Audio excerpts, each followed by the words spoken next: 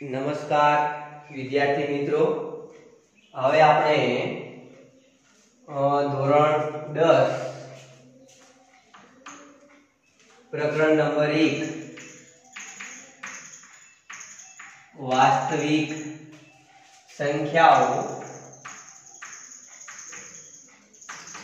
આ 4 ગુણનું ચેપ્ટર છે, પણ આપણે જે એકમ કસોટી છે એ કદાચ 20 ગુણની હોય તો 10 ગુણનું આ પૂછાશે અને 10 ગુણનું સંભાવના પૂછાશે।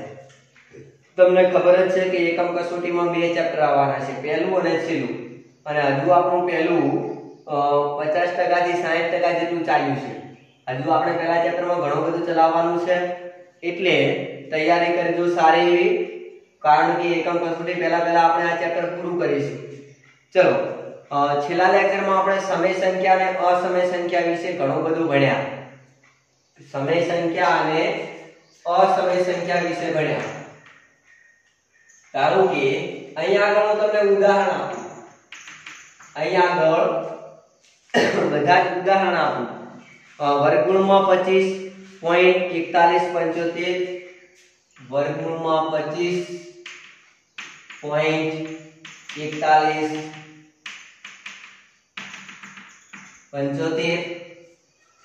√2 √3 17/2, √2 √3 17/2,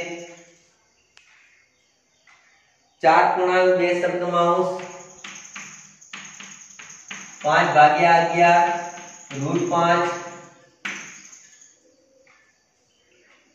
17/3 37/5, 17/3 37/5, 450/1000,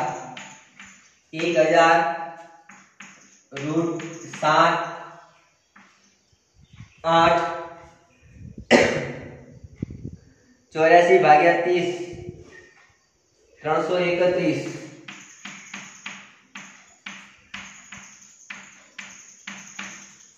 એના પછી 18/7, 18/7, 5/7, એના પછી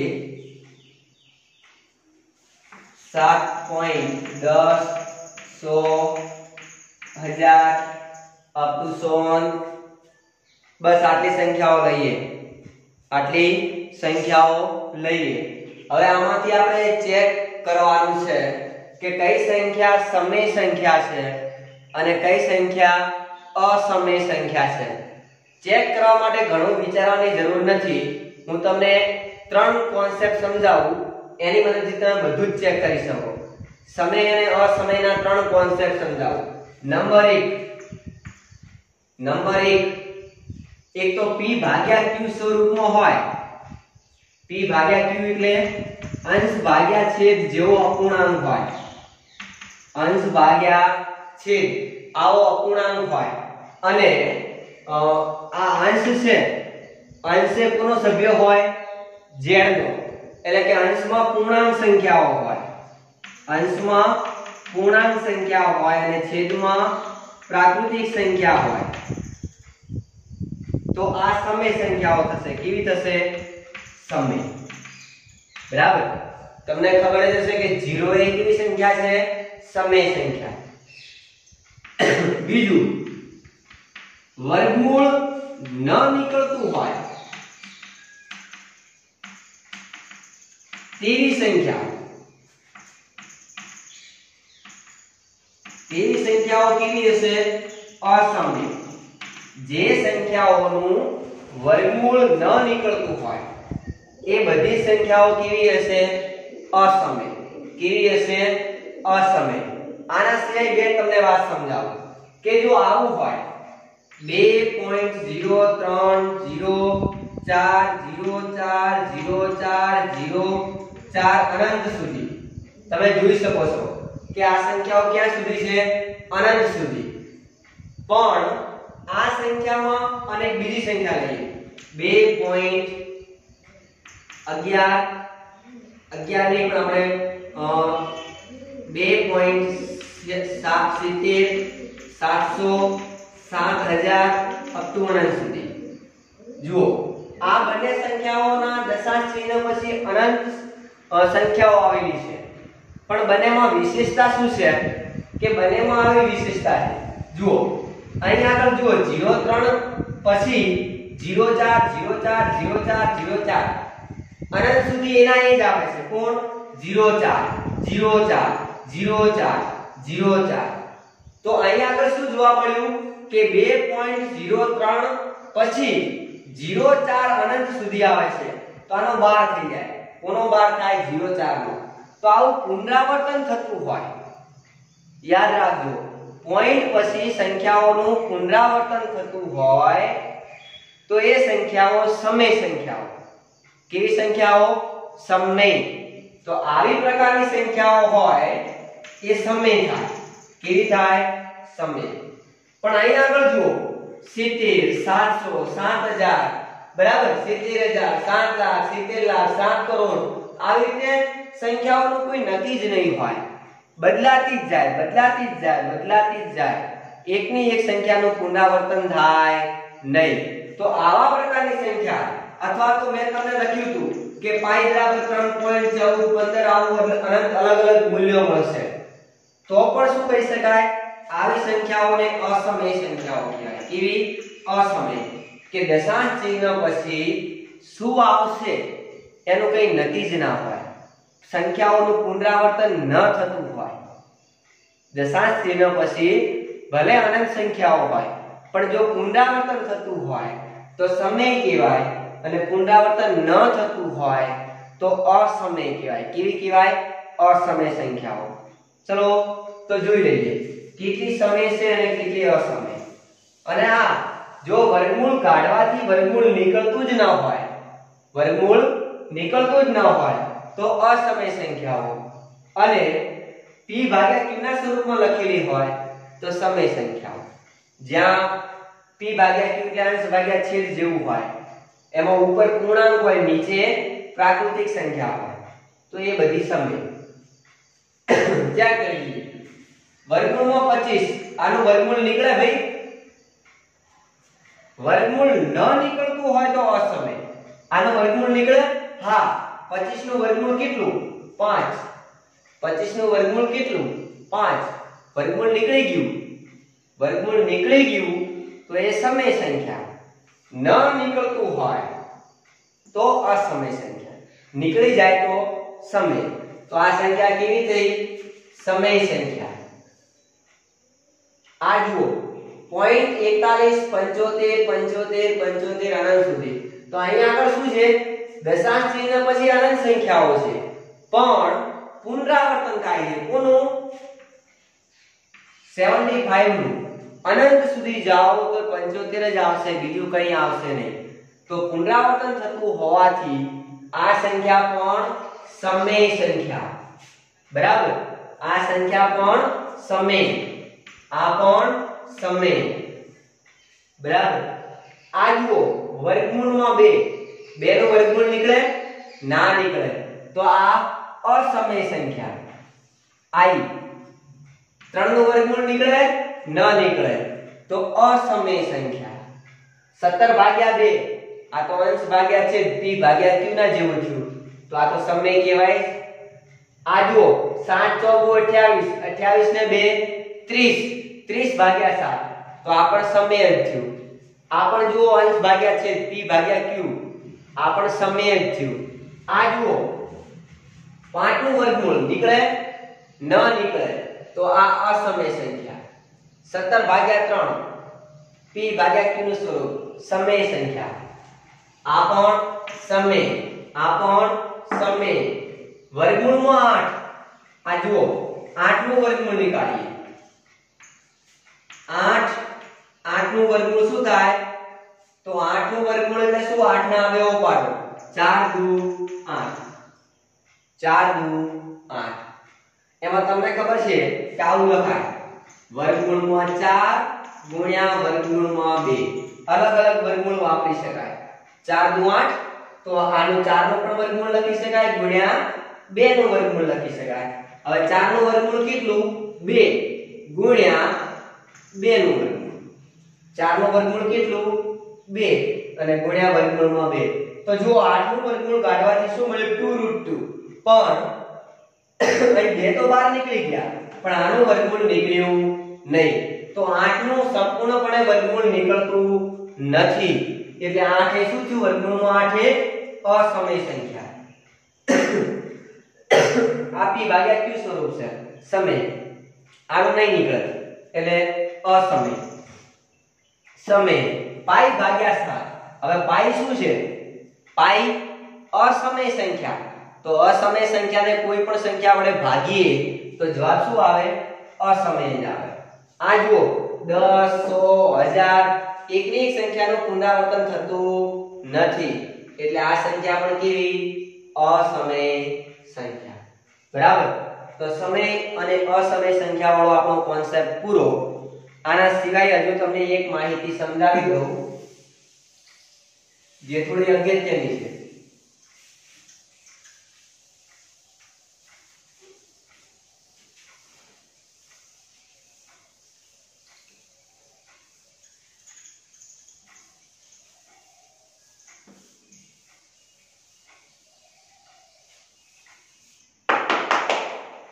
चलो आવું હોય સમય અસમય આ હોય સમય પ્લસ સમય સમય પ્લસ અથવા માઈનસ સમય સમય ગુણ્યા સમય સમય ભાગ્યા સમય સરવાળો બાદબાકી ગુણાકાર ભાગાકાર એના પછી સમય પ્લસ અસમય એના પછી અસમય ભાગ્યા સમય એના પછી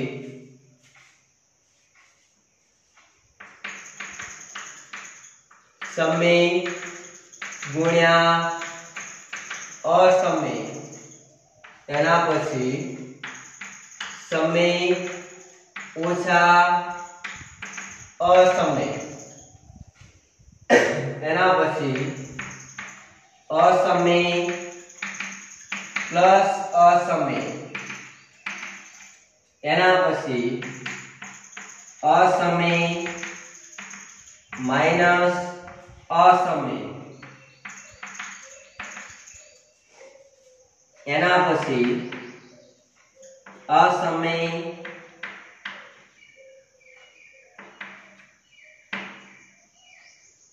અસમય ભાગ્યા અસમય એના પછી અસમય ગુણ્યા અસમય चलो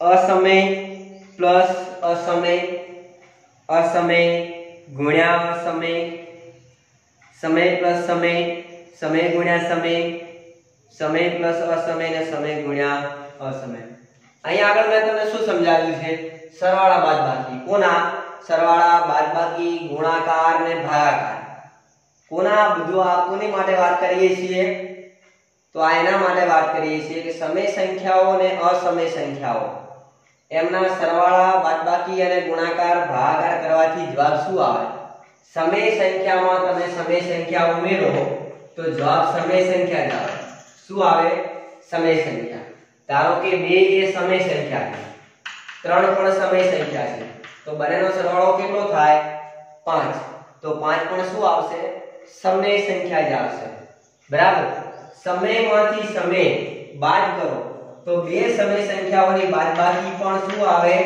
સમય સંખ્યા બે સમય સંખ્યાઓનો ગુણાકાર લો તો પણ શું આવે સમય સંખ્યા બે સમય સંખ્યાઓનો ભાગાકાર લો તો પણ શું આવે સમય સંખ્યા સમય અને અસમયનો સરવાળો કરો ધારો કે 2 લઈએ બે સમય સંખ્યા અને વર્ગમૂળમાં 2 असमय संख्या आ समय संख्या ने आ असमय संख्या બંનેનો સરવાળો કરો તો જવાબ શું મળે 2 + √2 2 એટલે 1.41 43 આવું આવે અને 2 ઉમેરી એટલે જવાબ શું આવે 3.41 આવું આવે આના સુધી તો આ જે સમય અને અસમયનો સરવાળો કરવાથી જે જવાબ આવે એ કેવો આવશે અસમય આવશે કેવો આવશે અસમય સંખ્યા તો આ જવાબ શું મળશે અસમય સંખ્યા અને ભાગાકાર કરવાથી પણ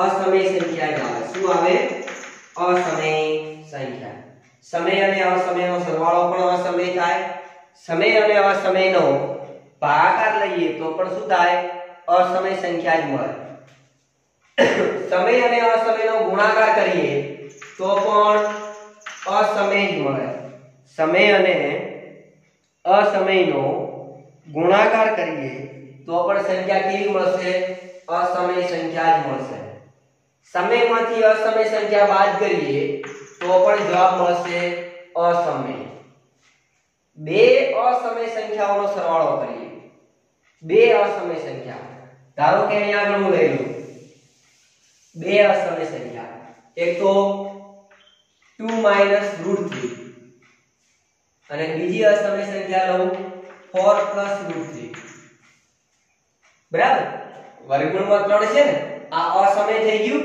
તો સમયમાંથી અસમય બાદ કરો એટલે જવાબ અસમય જ આવે આ પણ અસમય જ આવે તો આ બંને સંખ્યાઓ કેવી થઈ અસમય સંખ્યાઓ થઈ આ બંને અસમય સંખ્યાઓનો સરવાળો કરો બંને અસમય સંખ્યાઓનો સરવાળો કરો તો જવાબ શું આવે જુઓ 2 - √3 + 4 + √3 શું નામ 2 - √3 + 4 + √3 બરાબર હવે જો √3 માંથી √3 ઉડી ગયા પ્લસ માઈનસ એટલે જવાબ કેટલો આવ્યો 2 + 4 કેટલો આવ્યો 6 અને 6 એ કેવી સંખ્યા છે સમય સંખ્યા બરાબર તો અસમય વત્તા અસમય સમય પણ આવે અને અસમય પણ આવે બરાબર સમય બે અસમય સંખ્યાઓનો સરવાળો અસમય થાય એવું જરૂરી નથી ક્યારેક સમય પણ થાય અને અસમય પણ થાય બંને જવાબ આવી શકે આવું લઈએ ધારો કે બે અસમય સંખ્યાઓ વર્ગમૂળમાં 2 અને વર્ગમૂળમાં 3 આ બંનેનો સરવાળો કરીએ તો જે જવાબ આવે એ અસમય જ આવવાનો તો બે અસમય સંખ્યાઓનો સરવાળો અસમય પણ આવે અને સમય પણ આવે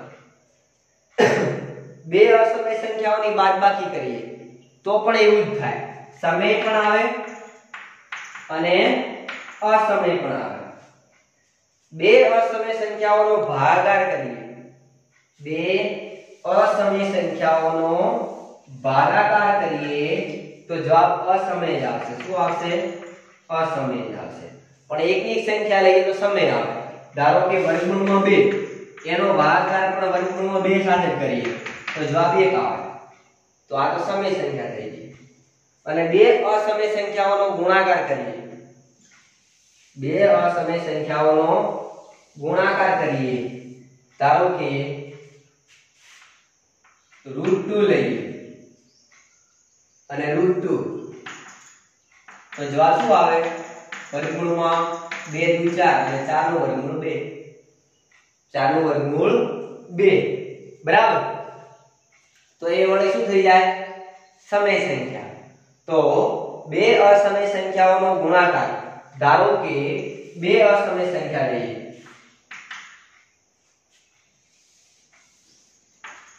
2 + √3 ગુણ્યા 2 - √3 જુઓ a + b * a - b એટલે શું થાય a² - b² આનો વર્ગ ઓછા આનો વર્ગ 4 અને √3 નો વર્ગ 3 તો 4 - 3 જવાબ 1 જવાબ કેટલો આવ્યો 1 તો સમય સંખ્યા થઈ ગઈ તો બે સમય સંખ્યાઓનો ગુણાકાર સમય પણ આવે અને અસમય પણ આવે બરાબર તો આ જસ્ટ મેં તમને થોડા ઉદાહરણ જ આપ્યા હતા હવે આપણે આના પછીના લેક્ચરની અંદર અહીં આગળ અસમય સંખ્યાઓને લઈને બધી માહિતી મેં પૂરી કરી બરાબર આના પછીના લેક્ચરમાં હું તમને પ્રમેય 1.4 સમજાવીશ. સાબિત કરો કે √2 એ અસમય છે અને એના પછીના હું એક્ઝામ્પલ લઈશ. તો અહીં આગળ આપણે આટલા પૂરતું સીમિત રાખીશું.